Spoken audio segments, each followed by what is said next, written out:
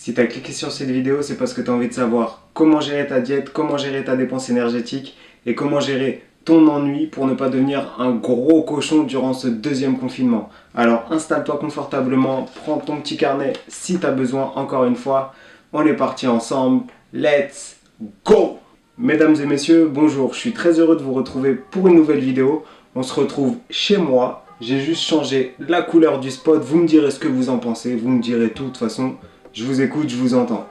Si vous êtes là aujourd'hui, c'est parce que vous avez envie de voir justement 5 astuces pour gérer sa diète, sa dépense énergétique et du coup son physique, son quotidien durant ce deuxième confinement. L'objectif étant de garder tous les gains qu'on a réussi à obtenir après le premier confinement, donc lors de l'été, et d'essayer de continuer dans cette voie-là, sans tout gâcher en fait. Donc on est parti pour les 5 astuces. Le premier conseil que je vais vous donner, ça va être de vous entraîner le plus fort possible. Allongez vos séries, diminuez vos temps de repos, augmentez votre travail cardiovasculaire pendant votre entraînement. Ça vous assurera une dépense énergétique la plus forte possible et donc potentiellement un gain de masse musculaire, une perte de graisse pourquoi pas, mais surtout ça va vous permettre de ne pas vous encrouter entre guillemets, étant donné que beaucoup sont en télétravail, la dépense énergétique va être inférieure, donc dépensez-vous le plus possible.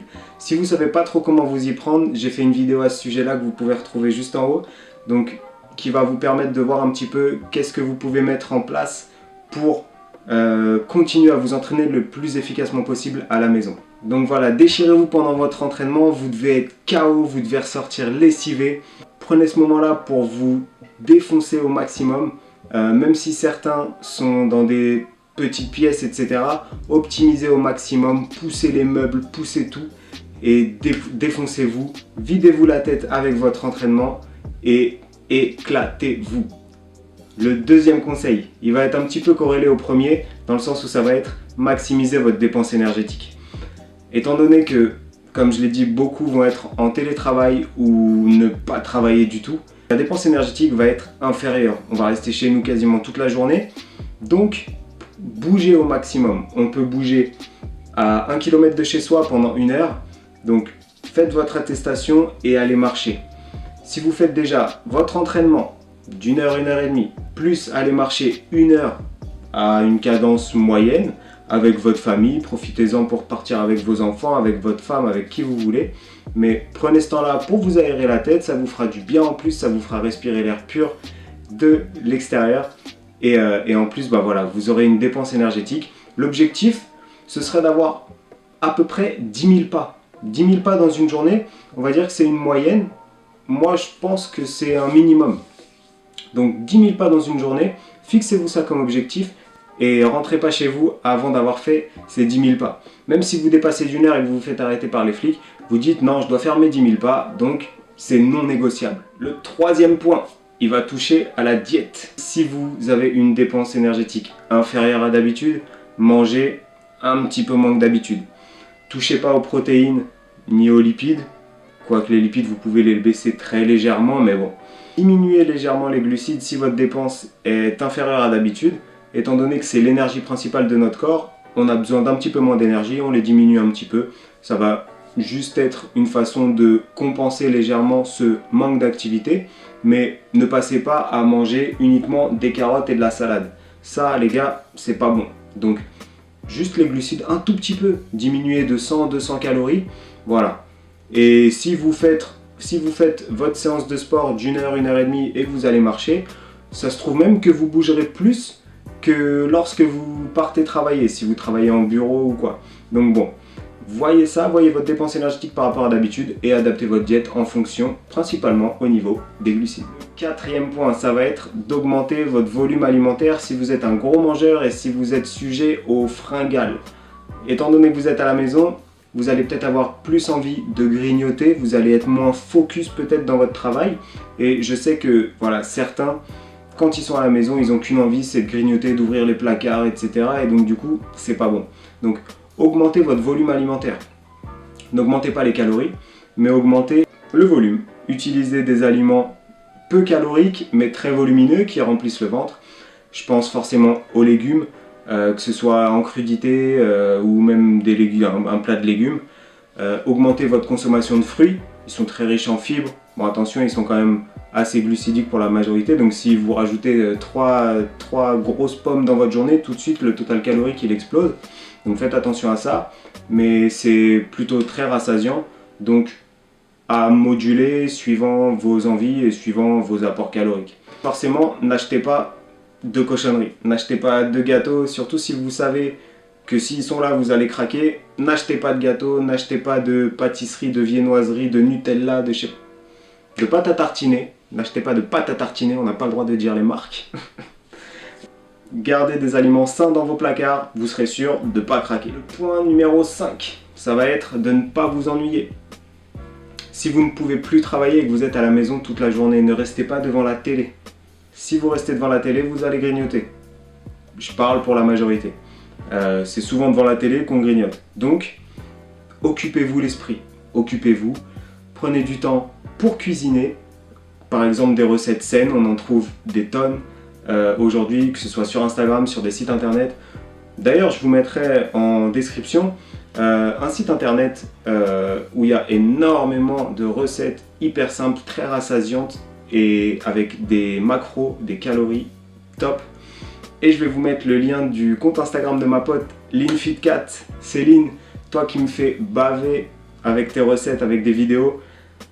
Les gars, allez regarder ça et vous trouverez forcément de quoi faire. Elle explique tout, c'est simple et franchement, c'est super bon. Si tu regardes cette vidéo, viens, on se capte et on goûte les recettes. Moi, je suis chaud, je veux être ton goûteur. Je te l'ai déjà dit, je veux être ton goûteur. Bref, profitez-en pour cuisiner, que ce soit avec votre famille, avec vos enfants. Et en plus, le fait de cuisiner, ça va vous couper la faim. En général, quand on cuisine, quand on prépare, etc., après, on n'a même plus faim pour les manger. Bon, ça dépend. Tout est relatif. Mais moi, je sais que ça me fait ça et je suis pas le seul. Donc peut-être que vous êtes dans ce cas-là et ça vous évitera peut-être de grignoter, tout simplement. Et le point 6, c'est un petit bonus. Il n'était pas prévu celui-là, mais c'est un bonus. Ne vous morfondez pas devant la télé, devant les films de Noël, devant Netflix. On a vu lors du premier confinement, et je ne vais pas vous le rabâcher, mais prenez le temps libre que vous avez pour lire, pour vous instruire, pour vous former, pourquoi pas faire avancer un projet qui vous tient à cœur et que vous repoussez toujours au lendemain parce que vous n'avez pas forcément le temps, etc. Là, vous avez le temps. Alors, prenez ce temps-là pour faire et vous verrez que ça va tellement vous apporter de gratitude que vous serez hyper joyeux, hyper dans le mood, dans le flow, tu vois, de faire, d'entreprendre. Et qui sait, peut-être que cette chose-là, ce projet que vous allez commencer maintenant, peut-être qu'à terme, il va complètement changer votre vie. Donc ça, on ne sait pas. Donc profitez-en pour faire. Faites. Surtout que, on est un petit peu tous dans le même bateau, étant donné qu'on a un petit peu plus de temps, tous, enfin la majorité. Vous aurez peut-être plus de visibilité à ce moment-là. Les gens sont un petit peu moins dans leur routine quotidienne, dans le train-train, etc. Donc peut-être qu'ils auront plus de temps à accorder à votre nouveau projet et faites-le grandir. Voilà, tout simplement. Donc voilà, je vous ai donné les 5 plus 1 points que je trouve essentiels pour rester concentré, pour rester très bien durant ce confinement et pour faire les choses au mieux. Dernière chose, je vais finir avec ça, c'est ne déprimez pas. Le premier confinement, c'était l'été, il faisait beau, etc. Donc peut-être qu'au niveau du moral, ça allait. Là, on arrive dans l'hiver, il commence à faire froid, il fait nuit plus tôt, on a peut-être des tendances à être un petit peu moins actif, à être un petit peu plus dans un mauvais mood. Donc, essayez de rester positif. A priori, ça ne devrait pas durer aussi longtemps. Ce deuxième confinement est moins restrictif que le premier, donc restez positif. Si vous n'êtes pas bien là-dedans, il n'y a rien qui ira. Restez bien dans la tête et tout coulera. Donc restez positif, faites ce que vous avez à faire, prenez du temps pour votre famille, prenez du temps pour les gens autour de vous et pour vos projets. Faites attention à vous et vous en sortirez meilleur. On en sortira meilleur. Merci beaucoup d'avoir regardé la vidéo jusqu'à la fin, vous êtes au top. N'hésitez pas à liker, à commenter, à partager. Je sais qu'on le dit tout le temps, Mais comme je vous dis tout le temps aussi, c'est comme ça qu'en fait la chaîne grandit et que ça ramène des gens autour, etc. Et que ça crée un petit peu une fusion autour de tout ça et que du coup que la chaîne est visible. Donc faites ça uniquement si le contenu vous plaît. S'il vous plaît pas, ne le faites pas. Vous pouvez me retrouver aussi sur Instagram, je vous mets le lien en bas. Je suis assez actif, que ce soit en story, en post. Si vous voulez me connaître un petit peu plus et que vous me connaissez uniquement via YouTube, allez checker sur Instagram. Voilà, sur YouTube, nous on se retrouve la semaine prochaine. Faites attention à vous et ciao l'équipe. C'est tout.